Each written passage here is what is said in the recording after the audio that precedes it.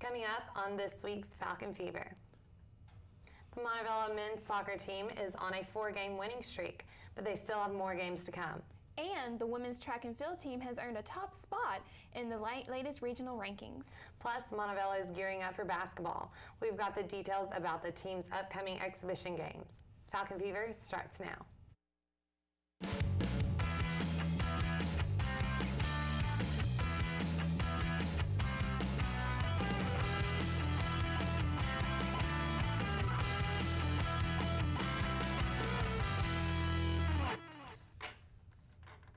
Hello and welcome to Falcon Fever. I'm Lauren Altaffer.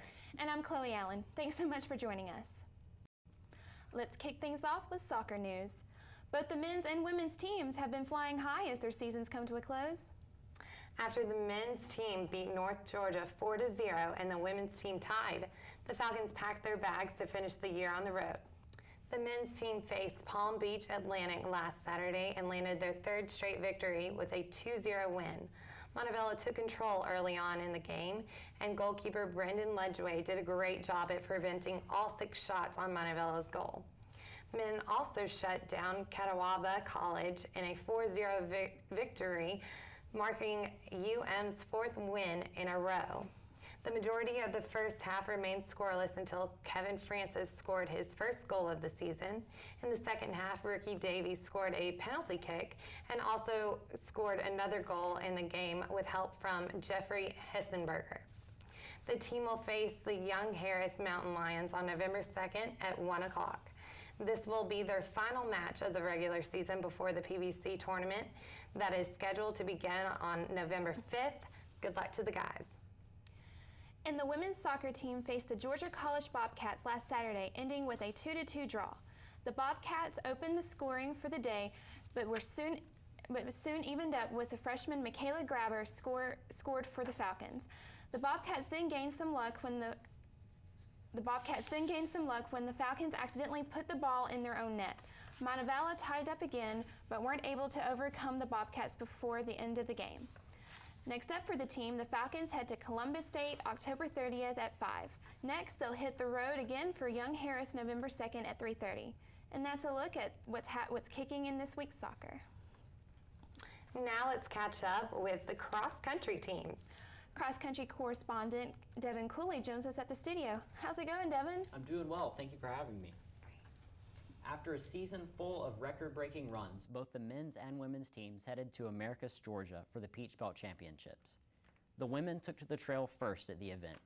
Freshman Cheyenne Thompson set the pace for the day with her new school record time of 21 minutes and 47 seconds in her second-place finish. That time makes her the first women's cross-country runner in school history to run a 6K race in under 22 minutes. The men's team had an equally impressive outing, finishing 7th overall in the meet, led by senior David Smith's new school record of 25 minutes and 59 seconds. The regular season may be over, but the Falcons are far from hanging up their cross trainers for the winter. Both squads will travel to Charlotte, North Carolina, November 9th to compete in the NCAA Regional Championship, with the highest place finishers earning a trip to the Spokane, Washington run in the Division II National Championship race on November 23rd. 2 cross-country runners broke school records at the PBC Championship race this weekend. Finishing 2nd overall in the women's race, Cheyenne Thompson eclipsed the previous 6K record by 30 seconds, running 21:47. David Smith broke the 8K record by just under a minute with 25 minutes 59 seconds. David finished 17th overall. Both Cheyenne and David have been featured on our show as our Falcon Fever Players of the Week. Congrats to both of them, and good luck on your next race. Members of the women's cross-country team are receiving some high honors for their performance in the classroom. Senior Inmi Matsunaga and junior Lauren Rashia have been named to the PBC Women's Cross-Country All-Academic Team. Junior Katie Vanover received an honorable mention. Congrats, and keep up the hard work.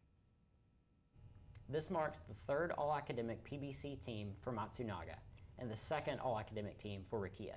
Vanover has been named to the PBC Presidential Honor Roll following each of the past 2 seasons. And that's a look at what's happening with cross country. Thanks so much, Devin. UM's nationally ranked bass fishing team has been reeled yet another first place finish. The Montevallo team split up and took first and second place at the Davis Bait Company tournament on Lake Martin on October 26th. The team sent us this picture of their first place award. The team hits the water again this weekend for a tournament on Lay Lake in Columbiana. Good luck, guys. Now let's hit the links for the latest golf news. After top finishes both individually and as a team, the fall leg of the men's team's schedule has come to a close at the Matt Dias Invitational. UM finished in a tie for 7th with Catawba College in team standings. UM carded a 3-round score of 36 over par 900. The men's golf team will return to action February 10, 2014 at the Spring Kickoff Intercollegiate Tournament in Orange Park, Florida. The men's basketball team will hit the road November 4th to play Kentucky in an exhibition game. The game will be televised on Fox Sports South, so be sure to tune in and cheer on the Falcons as they play the #1 team in the nation. And the women's team also tips off their preseason play next week. They'll play an exhibition match at the Stanford University next Monday, November 4th. Tip-off is set for 6 p.m. Players on both the men's and women's basketball teams are receiving some preseason honors. Teron Brown and Taylor Beverly have both been named to the All-Peach Belt Conference team. Congratulations to both of those hardworking players. Now it's time for our Falcon Fever Fan of the Week. This week's fan is Carla Williams-Stiver. Carla is the mother of UM baseball player Alex Stiver, a redshirt junior catcher for the Falcons. Carla is a friend on our Facebook page and watches the show. Thanks again, Carla. If you know anyone you'd like to see as a fan of the week, let us know by messaging us on our Facebook. And remember, you can watch more Falcon Fever on YouTube and social media. To see current and past episodes of Falcon Fever, including extended interviews with players and coaches, just go to YouTube, subscribe to the Montevallo For You channel. You can also friend us as a friend on Facebook to see more sports stories and pictures from various UM sporting events. And if you go to a Falcons game, be sure to take a picture and tag us in it on Facebook. We'll share it with our viewers, and we just might feature it in our next show. Also, be sure to follow us on Twitter for the latest Falcons news and tweets from your favorite UM athletes. Just search for @Falcon Fever. You can also get more pictures and videos on Instagram. Just search Falcon Fever. And last but not least, you can get extended sports coverage on MontevallоFalcons.com. There you'll find schedules, team rosters, live stats, and more. Well, that's all we have for this week's show. Thanks so much for joining us, and be sure to tune in again next week.